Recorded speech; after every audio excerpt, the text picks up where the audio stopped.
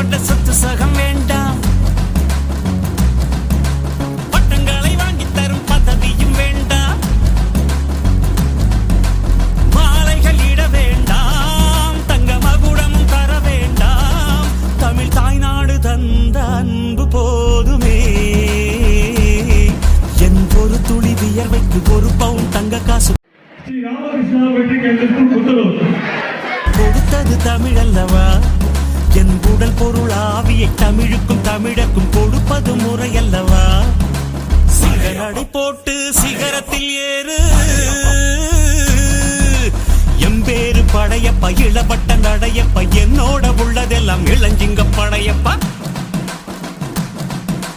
நெஞ்சிலாறு படையப்பா, பின்னால் 100 படையப்பா, யுத்தம் கொண்டு வருகையில் 10 வீரல் படையப்பா. படையப்பா படையப்பா படையப்பா